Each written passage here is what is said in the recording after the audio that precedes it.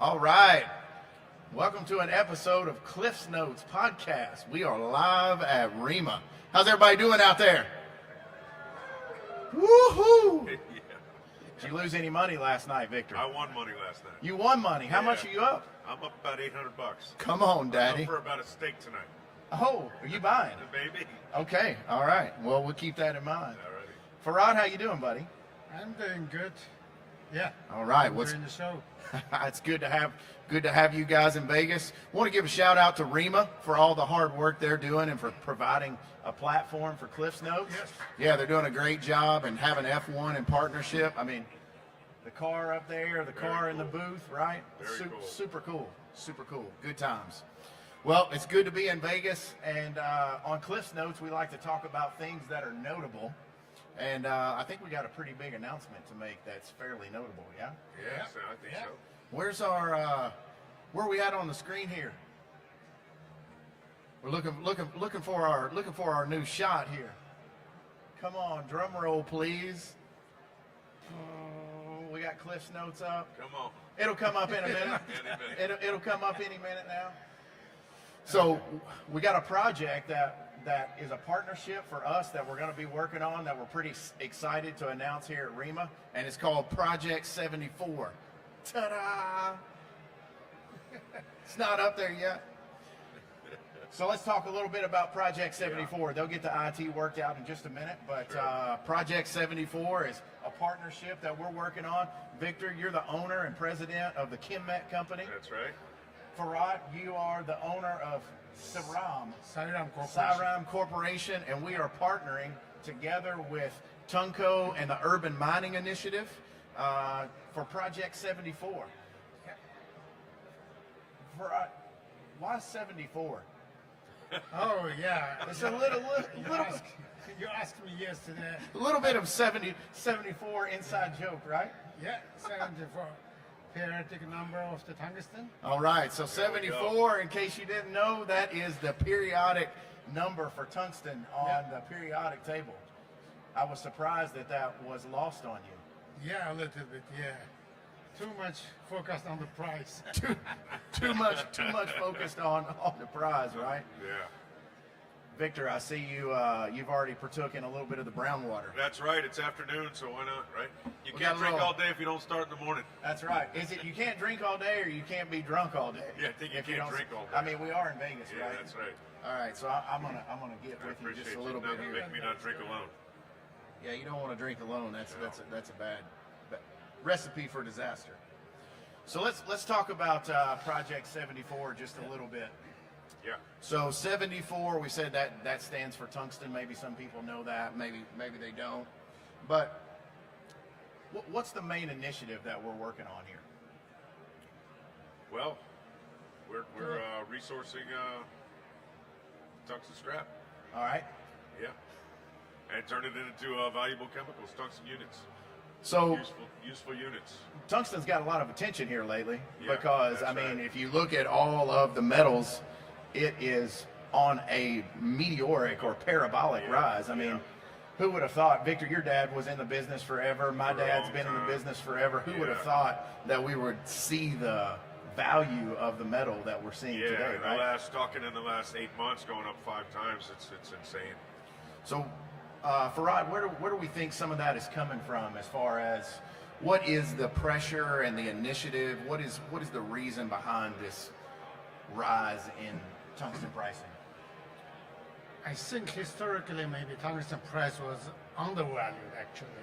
Undervalued. Yeah, for a very long time. And the last 1 year geopolitical become a trigger.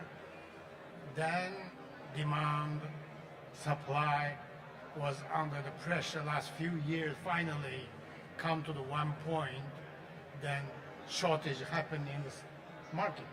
Yeah. And that started with the China domestically, then spread to the world. And after Chinese restriction, that escalated this market upward. I think that's the major reason. Yeah, it's basically just a function of supply and demand. I mean, you've got so little supply and demand is growing, so that's Okay, what yeah. it is. Yeah, so I mean, we see tungsten as it's a supply-driven scale of economy, right?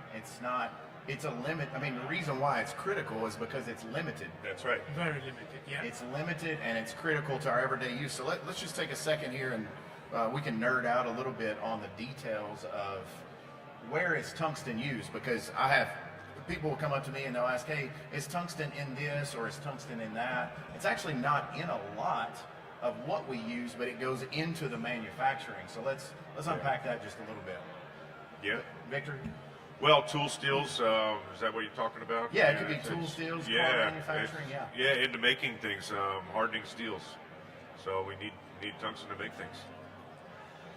Yeah, in general, tool steels maybe 70-80% of the market application. And also, if you want to explain the recent price change, maybe you have to focus a little bit more on the defense application. Okay. That's maybe 20-30% of the whole demand. Yeah, I mean, you can't really talk about today's economy without talking about defense. There That's are right. a few major conflicts going on. Yeah. So tungsten is used. I think one of the coolest things I ever saw that I first remembered, like, oh my God, that is a very cool tungsten piece. It was a tank penetrator. Yeah. And it was about the size of that water bottle. I've got there. a few of them sitting on my desk Yeah. in my office. Yeah. And they probably weigh what, about 10 to 12 pounds a piece? Absolutely. Yeah. And so that is a projectile that tanks would shoot at each other. Yeah. And just rip them to shreds. For armor penetration. Yeah. That's right. Yeah, so defense is a big one. I think another one that is could be of interest with the rise of AI. We're at the ReMA event, and there's a lot of conversation about AI and technology, and we don't have the chips and everything that we have without tungsten. Yeah. So tungsten goes into the creation of those chips in a very high-tech manner and very lightweight, but whenever you're talking about the scale that we're dealing with on AI today, there's no way that we have that production without tungsten. So there is added demand. In fact, if you look at, you can just, if you're interested, you can just Google this or AI, but it looks like the CAGR rate for tungsten over the next 5 to 6 years is somewhere in the low range of 4% and the high range of 7 to 8. Yeah. Now, if you were a startup, you'd be like, yeah, no, that performance is complete shit. I'm That's not right. interested in that. But we're not in a startup. We're in a very, very mature. Tungsten's been around for over 100 years. So to have that kind of growth right now is pretty substantial. Yes. So for us in our Project 74, one of the goals that we're looking at is reshoring for the industrial and the defense base, right? So let's just talk about when we say reshore, that might be self-explanatory, but maybe not. So Farad, when we're saying reshoring, what are we trying to do there? Especially recent years, if you look at last 10 years, there's a 5-6 tungsten group companies in the world. They began to circle all material within the group.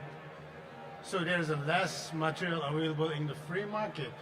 And we used to trade APT a lot, like 10,000 to 20,000 tons. Now, maybe major trading item become a scrap and recycling. And that portion, there is an unknown portion in the U.S. still. You may know better than me. They are shipping out from the U.S. to the Asia or the other country, and portion coming back as a processed material, portion not. Yeah. And the reason for that is U.S. lack of processing capability over there. So what we try to do is use existing resource to add some processing capability and serve the market here.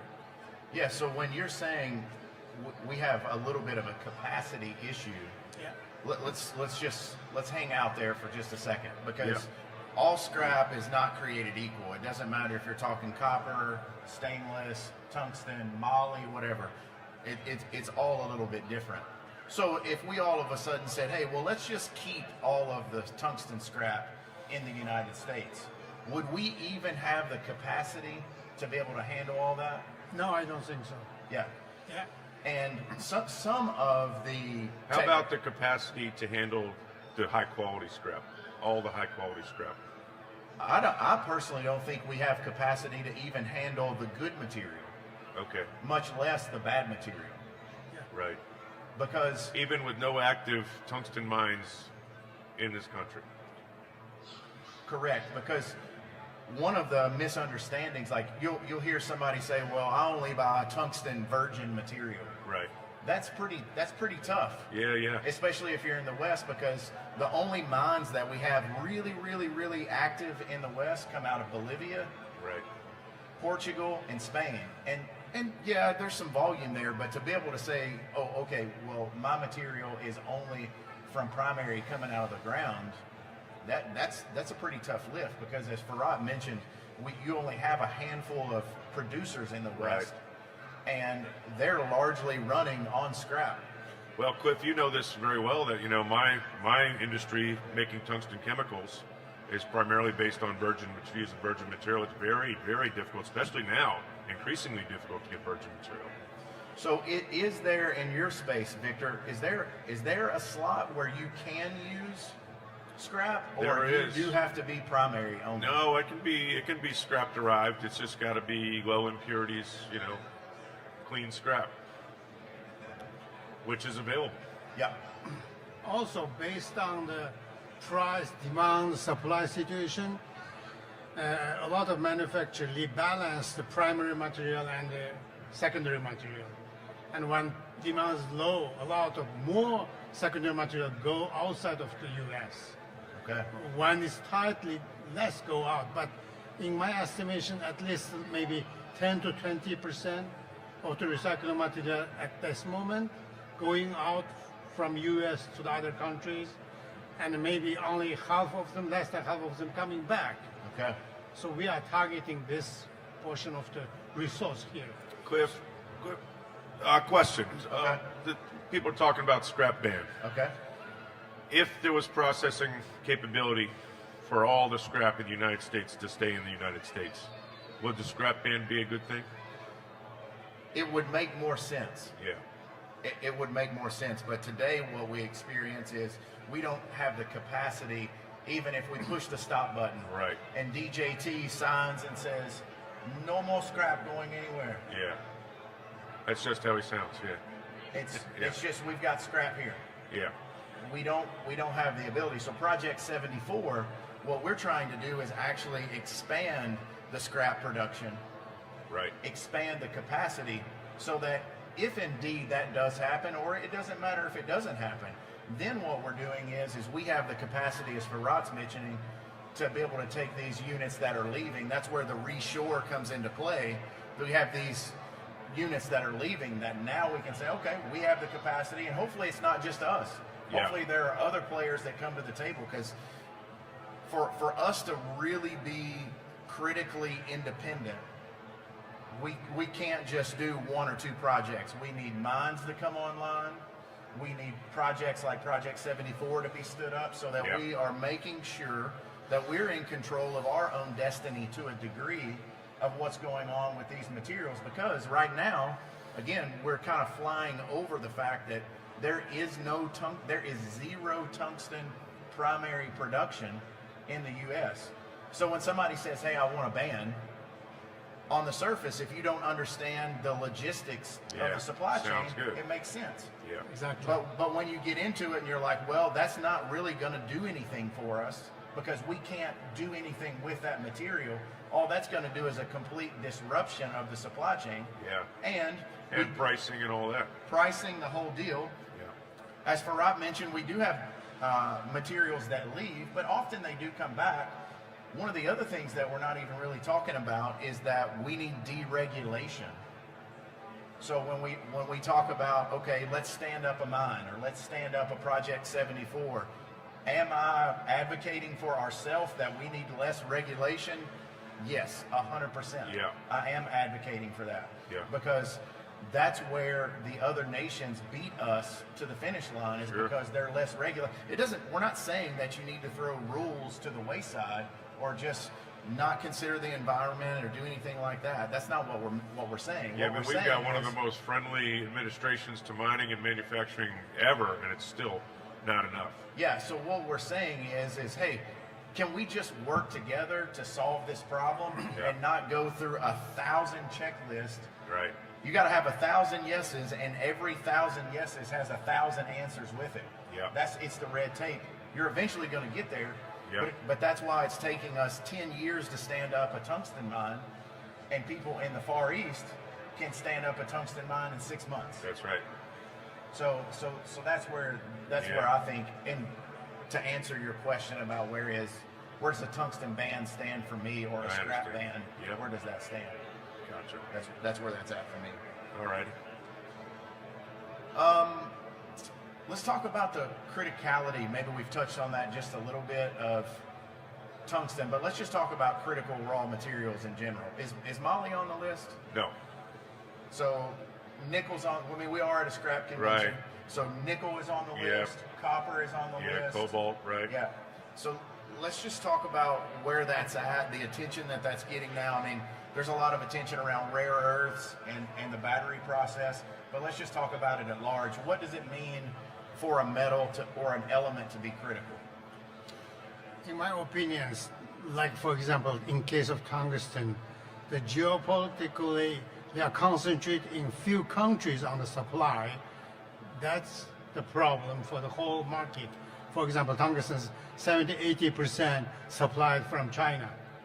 So if you see the whole world, that's a very unbalanced thing. So what we do is we increase our supply capability in the West. Okay. Victor, any thoughts on that? Yeah, you're probably the best person to answer that question. Oh, that's a good dodge. Go ahead and pull Yeah, on that bottle. I a will little pull bit on that thing. I while might as I'm well answering finish this that question thing, for you. right? I'm answering my own question. Yeah. Yeah, I mean, for me, when I think about the criticality of it, it's just what is it?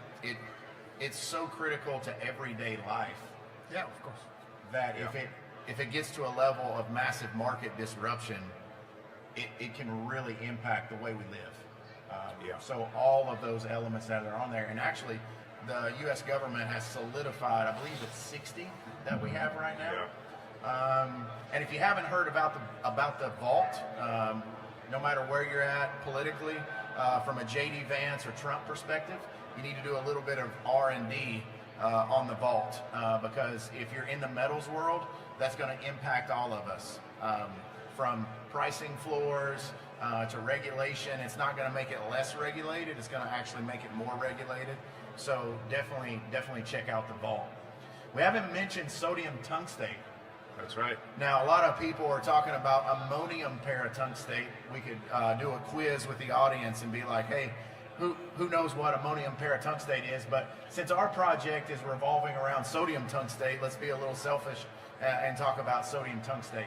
Sure. So, Victor, we were talking about sodium last night at dinner. We were talking about sodium tungstate. What was the other thing? Dihydrate. Dihydrate. That's right. Debbie had a huge question about that, and I'm like, okay, we've talked about ST, but this is the first time Yeah. I've heard about the D in it. So, give us a little rundown. Well, the what D that is the two H2Os on the end. Oh, okay. So- yeah, I failed chemistry. So Yeah. yeah. That was one of my father's main disappointments is my lack of interest or effort in chemistry. So the comes down to shelf life. That's what we're looking for. The longest shelf life of tungsten units for storage for whatever purpose. That's what we're shooting for. That's what we're shooting for. But let's talk about what is it.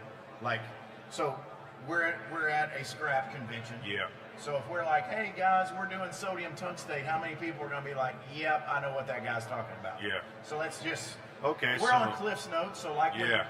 I never read Romeo and Juliet, but Yeah. I did read the Cliff's Notes Yeah. version of it. So give us the Cliff's Notes of the chemistry version All of right. sodium So tungstate. sodium tungstate Na2WOO4 plus two H2Os. That's the chemical formula. That feels like Romeo and Juliet. Yeah, you want the Cliff's Notes. I need Gotcha. more Cliff's Notes. Yeah. So it's a crystal. It's a crystalline, free-flowing chemical, white in color that is 70% WO3. Okay. So On average. where is it? We don't necessarily have to talk about the value chain of it, but Yeah. let's talk about where is that at in making tungsten. So if that bottle right there was Yeah. tungsten, before we even get to a finished part, Right. where does sodium tungstate fit in the spectrum? Well, that'd be from scrap to sodium tungstate, then to WO3 to powder to metal. So would we still call that an intermediate? Yes. Yes. I So believe it's not a metal powder. that we No, would be making. no, it's a chemical powder. So it's a chemical Yeah. powder, but it's critical in the production of getting to that. If that were a Absolutely. tungsten bottle or the tank penetrator that we were talking about, Absolutely. it's critical to getting it It's there. a necessary step, yes, for sure. At the moment, right now, based on the existing technology, I think almost 100% tungsten products have to go through the process to be sodium tungsten, then go to end up with the products. Yeah, that's a great point for Rod. So what we're saying is, at some point in its life, a Has to be. tungsten molecule is going to become sodium tungstate. That's right. Tungsten. Whether it starts out as a primary Yeah. or a secondary, it's Yeah. going to get to sodium tungstate. All the tungsten scrap that we'd be using was sodium tungstate at some point. At some point. yeah. Yeah. Full circle. Yeah. So when we're talking about circular economy Yeah. and reshoring everything, what we want to do right now with Project 74 is we want to take units that are twofold. We don't have capacity to be able to produce it, but some of the major producers also don't. It's not that they don't have the ability, but let's just say they're not set up to deal with some of the lower grade type units that we're talking about, right? So we're taking those units for Rod that you mentioned, Yes. and we will reshore those, Yeah. and we will turn them into a sodium tungstate, and then that sodium tungstate can be used by all of the major producers in the West. Any end user, yeah. Right. That's right. So in general, just to kind of put a cap on everything, we're not necessarily saying we're for or against this, but what we are saying is we are very much serious about keeping tungsten units in the United States. Yes. Right. Very, very serious Right. about that. So we increase sodium tungsten production capacity in the U.S. by using the existing raw material in the U.S. and we supply the existing customer in the U.S. It's a win, right? That's a win all the way around. It's a dead win. Absolutely. So what we're hoping for in the coming years with Project 74 is that we work with these partners that you're mentioning.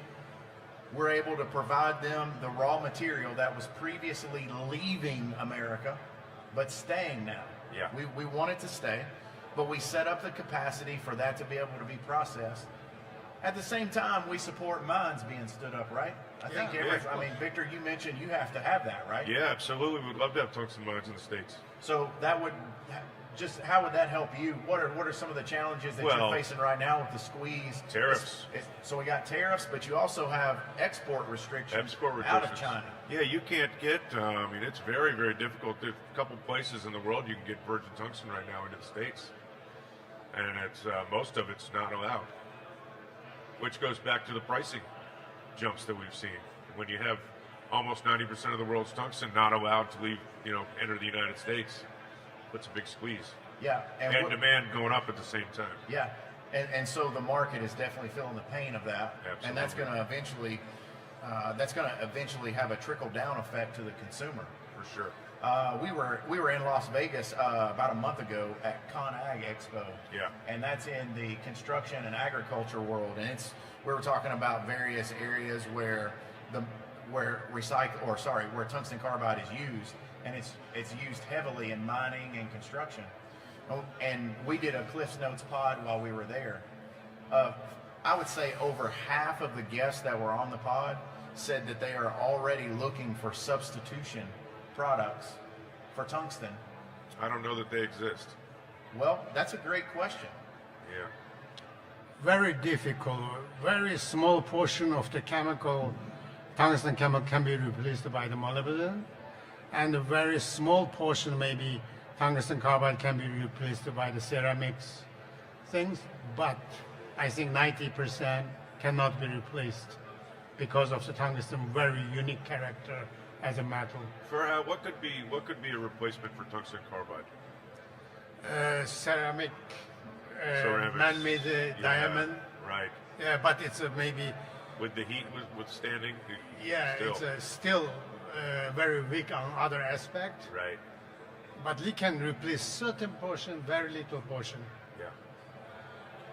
Yeah, so if you search that, if you Gemini that, Gemini will tell you that there's other things like shielding. Yeah. So if you're ever in TSA waiting in line, Yeah. and you see a machine there, most of those machines have tungsten inside of them because the shielding is replacing lead. That's right. I think certain things like that are irreplaceable. But I literally, Farad, we had a customer tell us, they were like, look, we would rather just go with steel They just replace the part every. and just replace the part more. Really? So again, it's not, you can't say that it's no more replaceable than can I turn this water into bourbon. It's Yeah. not possible. The water's not going to do for me what the bourbon does. You feel me down there? I feel you. It's not, you can't Yeah. swap it, but they're saying I don't care what it's going to do because Yeah. the cost has become so high. I'm willing to substitute and just change the part out. So I do think as an industry, as a tungsten industry, that's something we need to be concerned about. Yeah. That we could price ourselves out of viability for certain areas. Now that doesn't mean you're going to find a part. You asked him what's going to replace it. I'm not arguing that it's replaceable. What Yeah. I'm arguing is that all of a sudden now it's value replaceable. It's what we would say it's good enough. Yeah. Like I don't have to have a Ferrari. We won't mention some car brands. Maybe that's bad because we got some car guys here Yeah, for right. ReMA. But I don't have to have this level. I could take a lower level, Yeah. right? It would be just good enough. So that's the concern that I have. I mean, but for your area, Victor, you're saying, hey, I can't get that material. Right. Is there a replacement for you or no? There's not with when you're talking about pure, very, very low impurities. There's not. I mean, you can't use off-the-shelf scrap. Just like I was going to mention, the aerospace industry. Okay. The aerospace industry can't use scrap. They need pure tungsten. Are you sure about that? Well, for most of them, not all of them.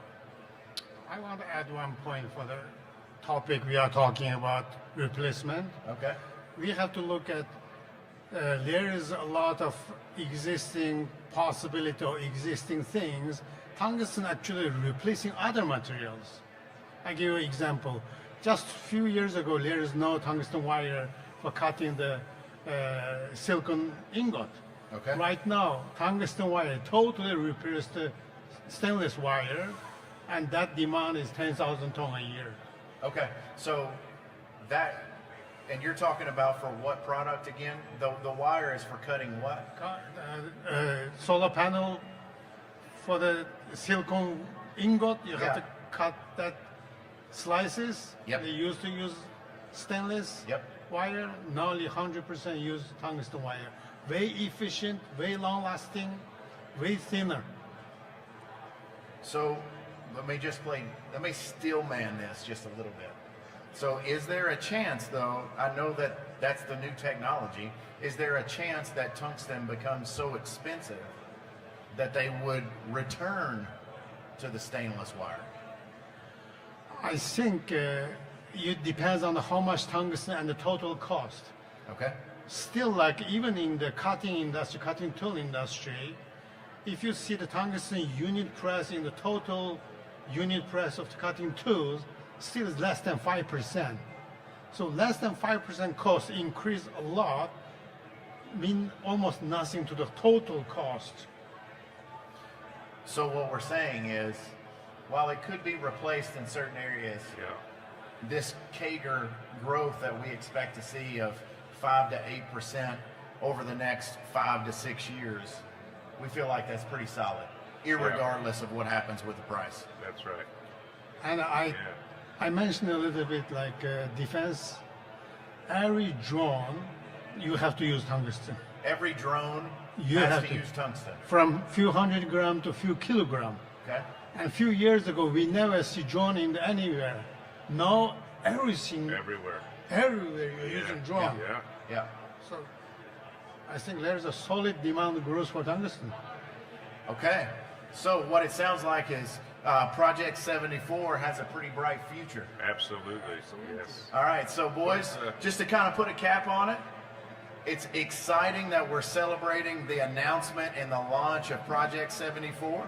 We're going to be making sodium tungstate for the United States industrial base, while we're keeping material in the United States, making sure that it's not leaving here, going other places, but we're using it.